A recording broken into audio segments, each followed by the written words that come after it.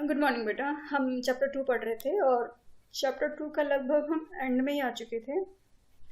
हमें इसमें केवल एक टॉपिक जो पढ़ना रह गया था वो था डायरेक्टिव प्रिंसिपल्स। आज केवल हम डायरेक्टिव प्रिंसिपल्स के बारे में पढ़ेंगे। डायरेक्टिव प्रिंसिपल्स क्या हैं?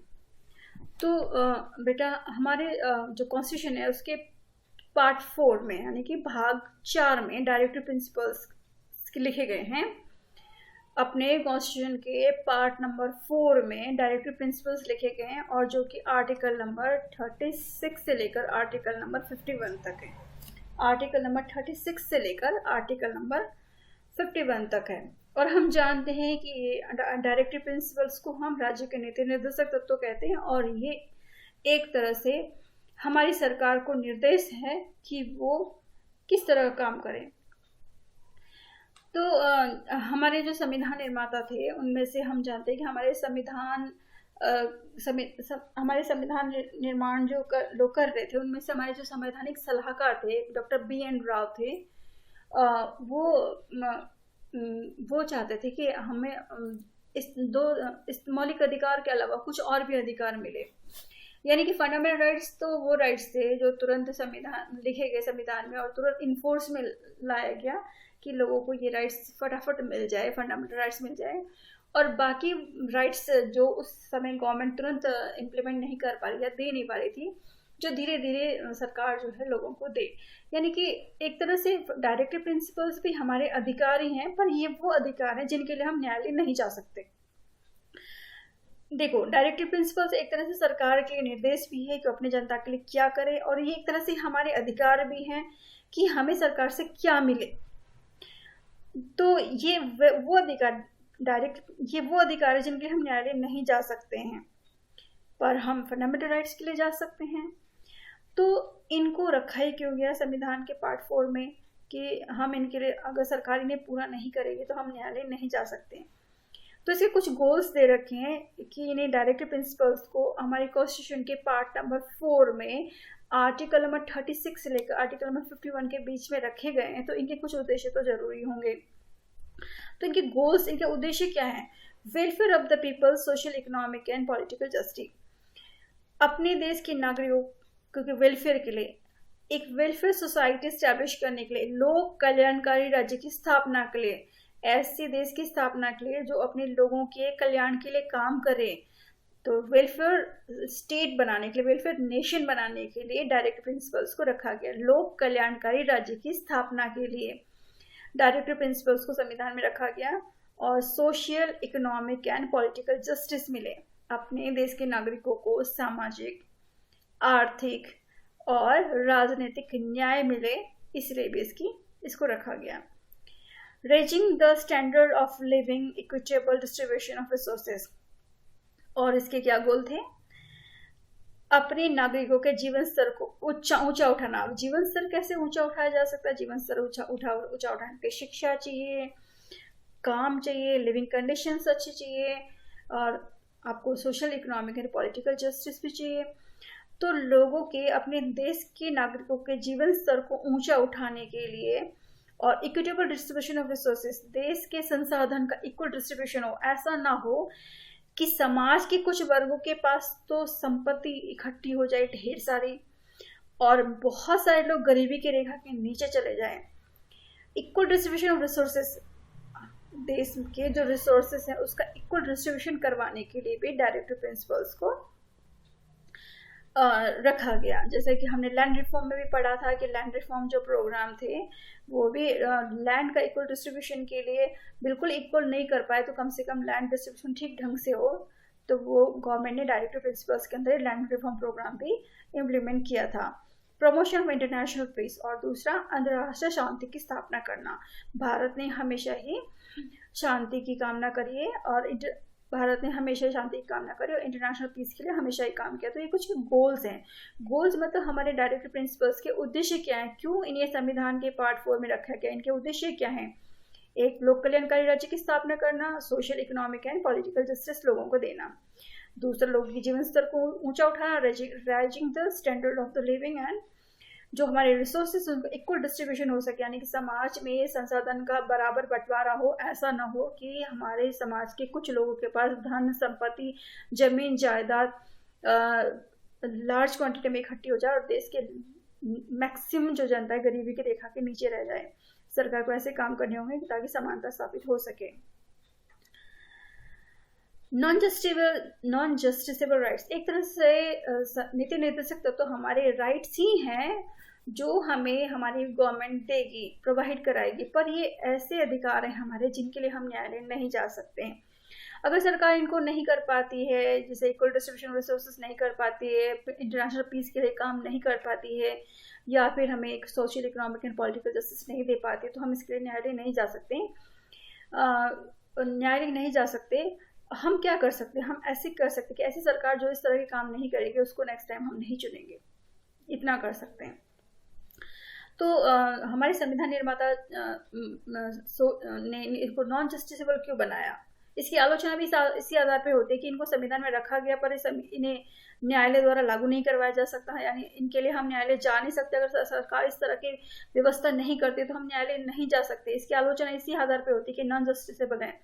पर हमारे संविधान निर्माता का कहना था कि भारत में एक लोकतांत्रिक कंट्री है, एक डेमोक्रेटिक कंट्री है, और लोगों को ये अधिकार है कि वो ये जज करे कि उनकी गवर्नमेंट उनके लिए काम कर रही ये सब काम करेगी या नहीं करेगी, और अगर नहीं करती है तो ऐसी सरकार को डेमोक्रेसी में जनता दोबारा नहीं चुनेगी।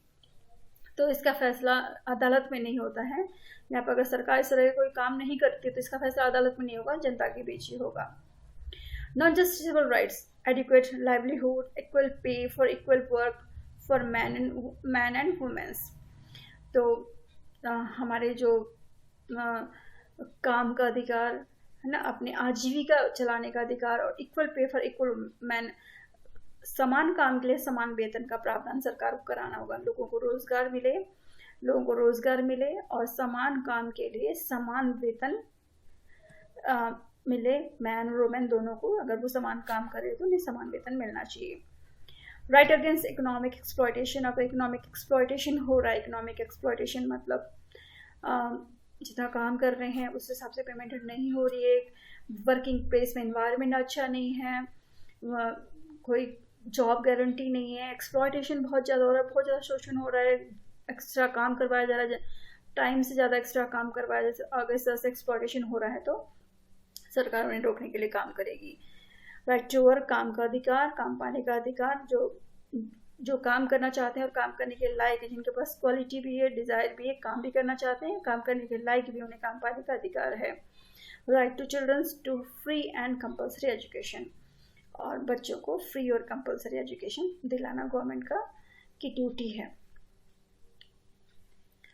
Policies, uniform civil code, prohibition of consumption of alcoholic liquor, promotion of cottage industry, prevention of slaughters of useful cattle, and promotion of village panchayat. अब पॉलिसीज क्या क्या हैं? यूनिफॉर्म सिविल कोड लाना, यानी कि हम जानते हैं कि भारत में अलग अलग धर्म के लोग रहते हैं, और कुछ भारत के जो कानून हैं कुछ धार्मिक आधार पर भी, जैसे कि हिंदुओं के लिए है कि वो एक मैरिज से ज़्यादा मैरिज नहीं कर सकता, और वहीं जो है मुस्लिम के लिए भी, मुस्लिमों में ये कानून लागू नहीं होता।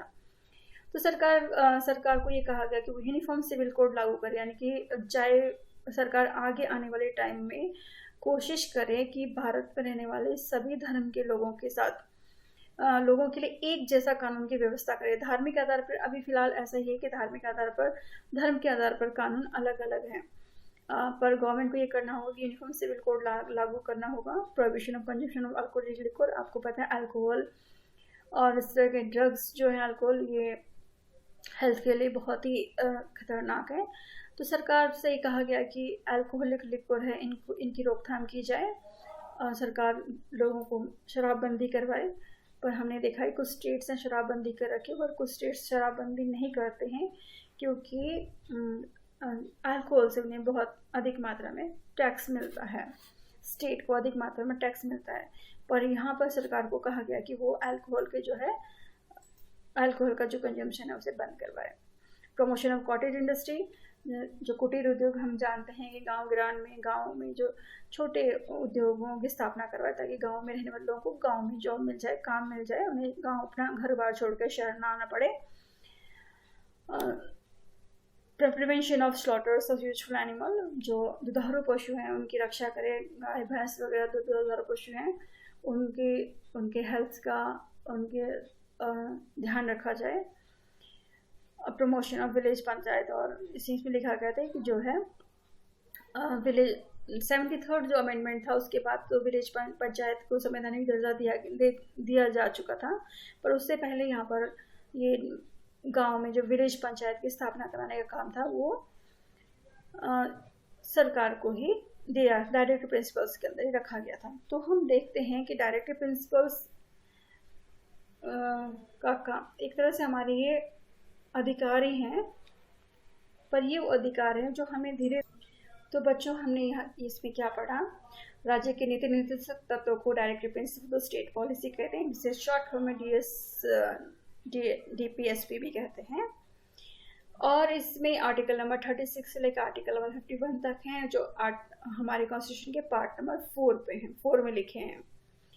और इसमें लिखे जितने प्रावधान हैं, अगर गवर्नमेंट उन्हें पूरे नहीं करती हैं तो हम उसके लिए न्यायालय में नहीं जा सकते हैं। इनको कॉन्स्टिट्यूशन में स्टैब्लिश करने का मेन ही पर्पस ये था कि समाज में सामाजिक, आर्थिक और राजनीतिक न्याय स्थापित करने के लिए, यानी कि सोशल, इकोनॉमिक और पॉलिटिकल जस्टिस स्टैब्लिश करने का। गवर्नमेंट को यहाँ पर ये देखना होगा, गवर्नमेंट को निर्देश दिया गया है, गवर्नमेंट को डायरेक्शन ये है कि वो ये देखें कि अपनी कंट्री में रिसोर्सेज का इक्वल डिस्ट्रीब्यूशन है या नहीं है।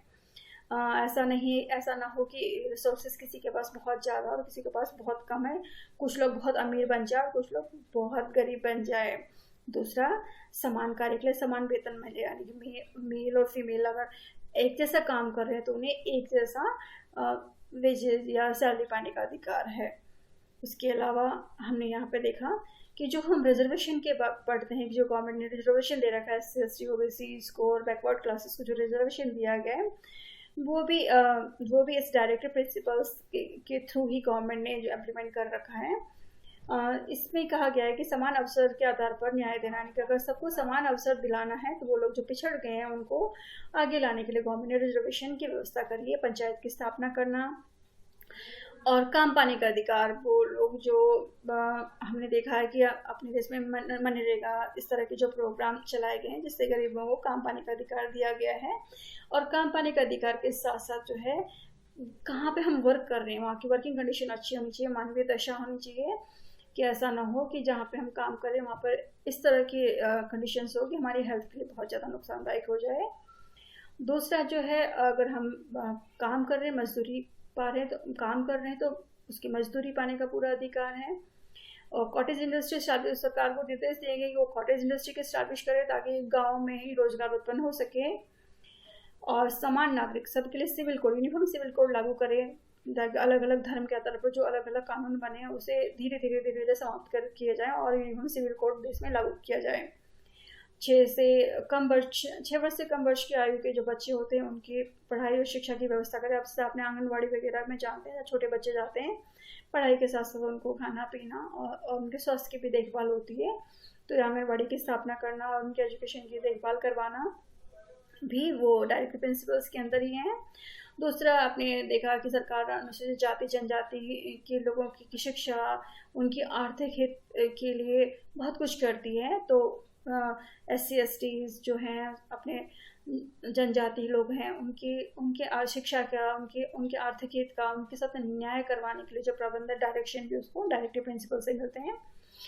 और अल्कोहल प्रोहिबिशन का भी यहाँ पर डायरेक्शन मिला है कि जो अल्कोहल है उससे हमारे पब्लिक की हेल्थ काफ़ी ख़राब होती है। तो सरकार को निर्देश है कि वो अल्कोहल को बंद करवाए, पर हमने देखा है काफ़ी कुछ स्टेट्स में बंद करवाएं पर काफ़ी स्टेट्स में बंद नहीं करवाते क्योंकि उनको इससे काफ़ी रेवेन्यू मिलता है। दूसरा इसमें डायरेक्शन है कृषि और पशुपालन जो है गवर्नमेंट ध्यान रखे कि एग्रीकल्चर सेक्टर इम्प्रूव करे और ऐसे पशु जो दूध देते हैं उनकी देखभाल के लिए हमने देखा है गाँव में जगह जगह पर जो है वेटरनरी डॉक्टर होते हैं या इनके पशुओं के चिकित्सालय होते हैं ताकि इन पशुओं को जो दुधारू पशु हैं उनकी देखभाल ठीक से हो सके।